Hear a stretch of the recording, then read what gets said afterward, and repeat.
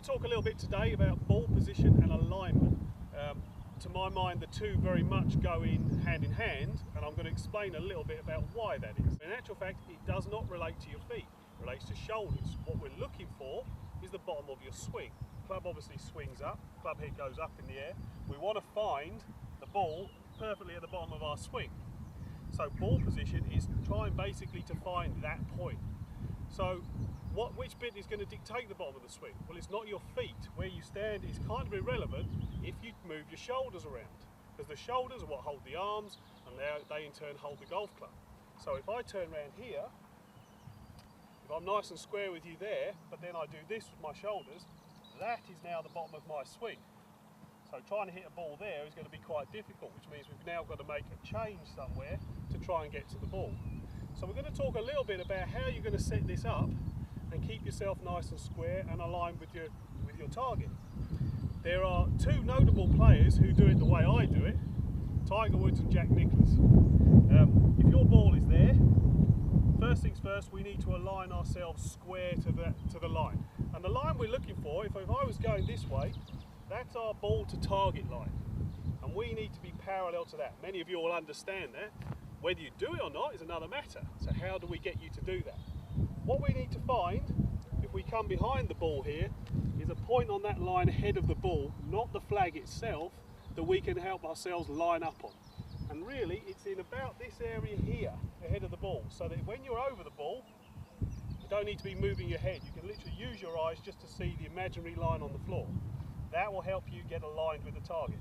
Then, you need to just get yourselves nice and parallel to that line. These alignment aids really do help because we get used to whether we're square or not.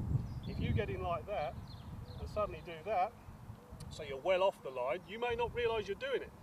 Quite literally, that may well be what you do on the golf course, and that's the sort of thing which is going to screw you from the word go. That changes everything. Now the ball position is out, now your shoulders are out. Do we now change our shoulders in line with, to get back to the target? In which case, this is all off. So we need it to be a lot more neutral and sort of regimented so that it's an easy thing to do and you find the bottom of the swing more often than not. So, if we actually do one, I'm just going to set my one up. So I've got a spot just ahead of my ball. That far ahead is perfect. Don't want it much further. You often see Tiger Woods walk into a shot, and if you watch him, he's got his eyes on the spot ahead of the ball. Sometimes a little further ahead than I would have it, but that works for him. It's somewhere in here, and we want it to be precise.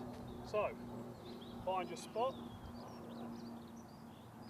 Get yourself so you're there, and there's nice. Now, the next question is ball position.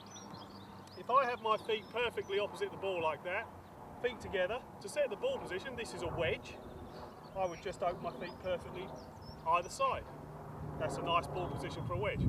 As long as my shoulders are in line with my feet, that's the most important thing. Because my shoulders are now open, then that's really going to hurt things. Now, to hit the ball, I've got to go down into the ball like that.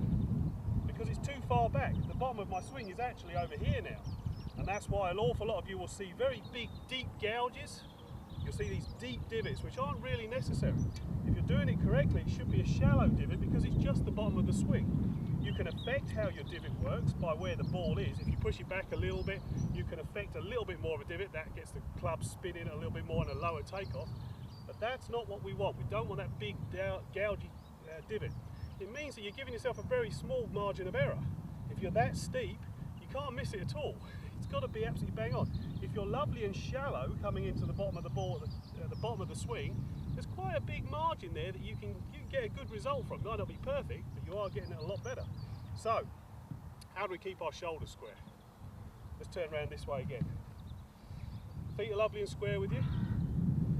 At the moment my shoulders are good, but an awful lot of you will do this to get your hands on the club.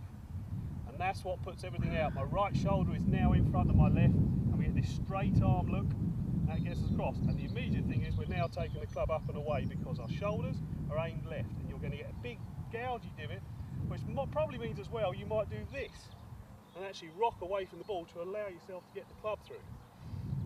Keep your right hand off the club is a really good tip. If you can get in there to start with your right hand off, your shoulders are square. Now bring it in without moving this shoulder forward.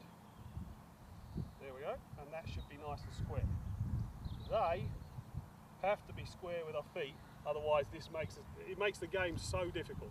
It is the point to ball position and alignment. The two have to go hand in hand. To get that right, the ball is in the right place at the bottom of your swing, dead easy.